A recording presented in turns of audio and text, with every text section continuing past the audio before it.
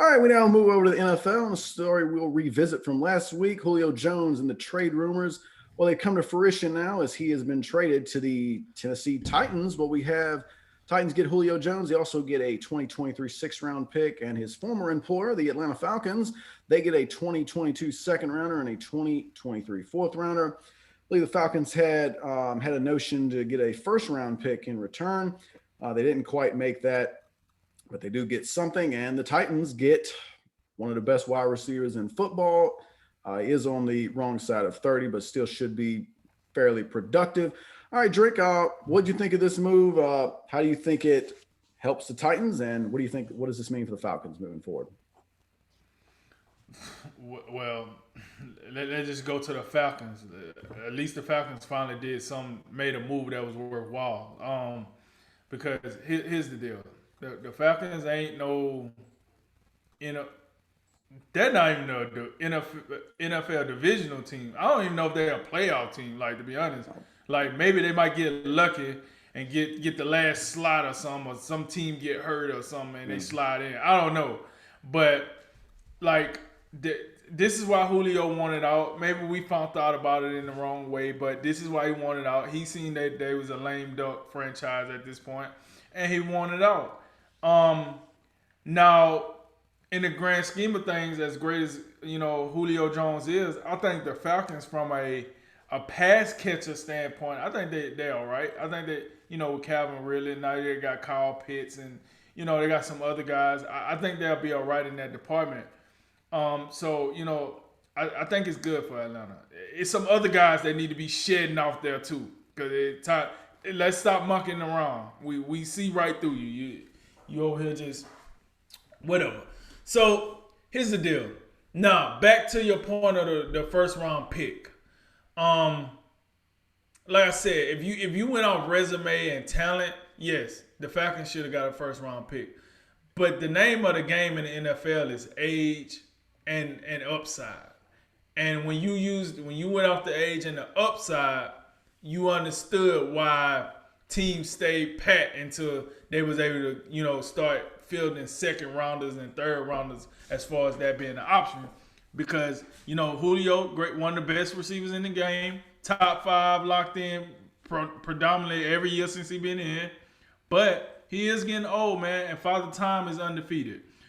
So you just don't know if you're still getting the All-Pro Julio Jones, if you're still getting the All First Team Julio Jones for that matter. So I definitely understand it. Now, to talk about the Tennessee Titans, as far as their future with Julio, listen, I'm a little perplexed. I mean, you got a big body wide receiver, you got a guy, you got a deep threat. But I don't know. I still don't know if this is enough to even win the division. I think the Colts still the favorite. I mean, you got Julio, but I still got the Colts as the favorite, man. I don't know if it's enough, because at the end of the day, it's still Ryan Tannehill throwing them the ball. At the end of the day, you still got the first, second, or third best running back in the league. At the end of the day, you still got Mike Vrabel as the head coach. So you telling me stuff gonna change just because Julio got there? I don't know. And like we discussed this before the show. I equate this to kind of like what Cleveland did when they got Odell Beckham. Now, before people say Odell Beckham and Julio are two different dudes, yes, they are. Julio ain't gonna come out here acting a fool like Odell. But my thing is this: okay, you can put all the talent you want around a quarterback, but if he can't do anything with the talent, what's the point? What's the point of giving him all this talent just to waste it away and ruin careers and ruin franchises and be in the news on front page for all the wrong reasons? Because that's what happened to Cleveland. That's exactly what happened to Cleveland. Cleveland had more than enough talent at the wide receiver position. Then they go and get Odell Beckham. And then so you had to get rid of Antonio Callaway, a young up-and-comer. Yeah, he was a knucklehead, but he was a young up-and-comer that you had for the cheap that was making plays for you. You had to get rid of him. Then you got Odell chirping. Then you got Landry chirping. Then you got and Juke was chirping until he got his lights knocked off. Like you got all this going on, and all because you just had to have another threat. But at the end of the day, the problem is, can Baker Mayfield make this happen? No. Well, this is how I'm looking at Tennessee right now. Are we confident that Ryan Tannehill can make this happen? Like, that's why, like, I agree to your point of, would you really change the offense? I wouldn't, because I'm not confident that Ryan Tannehill will be able to make it happen if I decided to change the offense. Like, what? Give me the point of his career where you just seen Ryan Tannehill and you was like, yo, he's slinging it today. Oh man, he's all over the field. Like, it wasn't with Miami, and it darn sure ain't with Tennessee. Like, let's be real here. Like, most of that is off the back of the fact that you know you got Derrick Henry, and teams got the game plan for Derrick Henry. Now, granted, I would say this. For A.J. Brown, this might be a good thing, right? Because now, instead of him being the number one, you would probably consider him the number two on this team with Julio there. And Julio going to get double teamed. This is going to happen. So, A.J. Brown and the rest of the crew should be able to eat a little more. But I'm just not confident in Tannehill. I'm really not. I have more confidence in Carson Wentz with his new team with the Colts than I have with Ryan Tannehill and the team he's been with. This is third year now, or fourth year, however many years. He's been with Tennessee for a little while now. Don't give a rip. I still take Carson Wentz in his first year in the Colts. I just feel like that team has more of an identity, a quarterback I can trust. They play really good defense. I ain't even talking about the other side of the ball. This is all good. How does this help the Titans defense? Like, because I thought that was a problem last year. I could be wrong, but I thought that was a problem last year. It was. So I like the move. I'm happy for Julio, but last time I checked, this whole debacle with Shannon Sharp, I thought he said, "Hey, bro, I'm trying to win. I'm out of there because I'm trying to win." And then he go to Tennessee. I don't know, man. The message seemed a little cloudy here. So, with all that said, man, listen, Tennessee didn't have to give up the form to get them. So that's a win for them. Atlanta get off some money that they need to get off of anyway. So I think in that factor is a win. And listen, you do get 2 picks back. I mean, second rounder is not a first rounder, but at least it's a second rounder, and then you got a fourth rounder. You know what I'm saying? I probably would have squared for the third rounder, but whatever. So, with all that said, I do not think the addition of Julio makes them good enough to beat the Colts. I would have to watch them play before I say that. But I do think if Tannehill can make it happen, if he can tie it together, there should be a more explosive offense.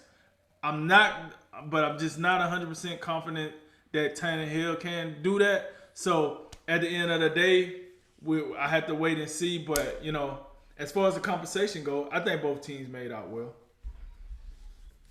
Yeah, I think this is kind of an odd trade to me because I have a hard time believing that I don't see a clear winner or loser necessarily. I think it's easy to say like, oh, the Titans got better, they got Julio, but I think we agree that this comes down. It's going to come down to Ryan Tannehill in the end, and you just look it up. The guy, the last 2 seasons is 55 touchdowns and 13 interceptions, and somehow that ain't meeting the eye test for me. And you get to the playoffs against certain level of competition, and I'm just like, yeah, about that time, Ryan Tannehill about to not do it for me. And there's no shame to losing to guys like Patrick Mahomes. Don't do it for me. There ain't no shame for that. Everybody can't be Patrick Mahomes and Lamar Jackson and all of that. But I think in the end, the problem I see with this for Tennessee is, when I think of wide receivers moving around, I'm looking at teams who, they have a quarterback you believe in, an established guy who just needs that one more piece, or you have a quarterback who is not there yet, but you think the addition of that guy can elevate him to the next level. A couple examples I would look for is, and I mentioned it last week, Aaron Rodgers. If Gutekunst was in touch with anything was going on, and he would understand, oh man, I messed this up. You're looking kind of like the Indiana Pacers right now. You know, the coach didn't ran away to Atlanta, and he's just having a good old time in the playoffs. This is subject to be a problem when you didn't rub your quarterback the round way. You be over here playing around in the draft, and now you ain't in a good grace to the quarterback. They could have maybe fixed this, made a play for Julio Jones, and that if Green Bay got Julio Jones, I would book it. Green Bay Super Bowl right now.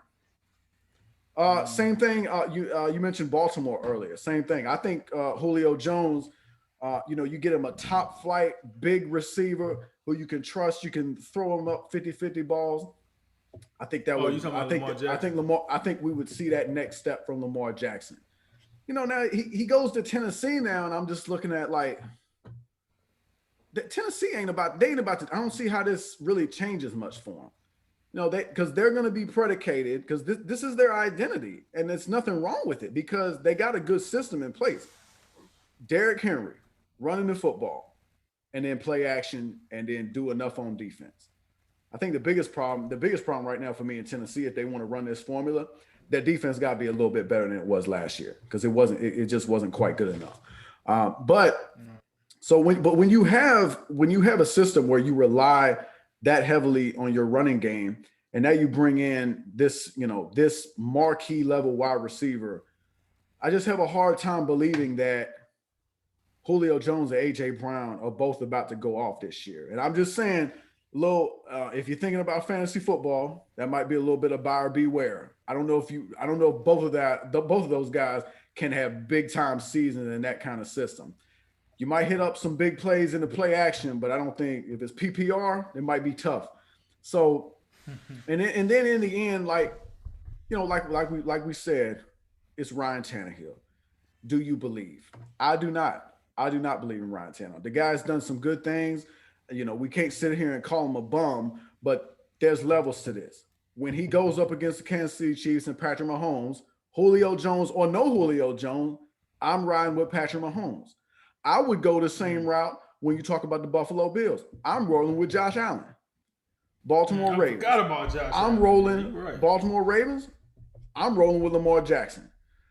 I think the best, I throw the Colts in there. I'm rolling with Carson Wentz too, by the way. Despite everything I saw last year and everything that was just a clown show, I'm still rolling with Carson Wentz. This is a guy that's been an MVP candidate in this league.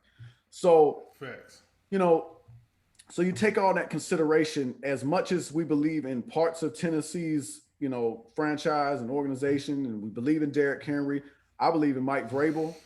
I mean, as soon as they ink Ryan Tannehill to that nice contract, I'm like, they're going to rue the day they did this. Tennessee ain't winning the Super Bowl with this guy. They're just not. They trying their darndest. I give it to them, but I think they just got the wrong signal caller, and it's unfortunate.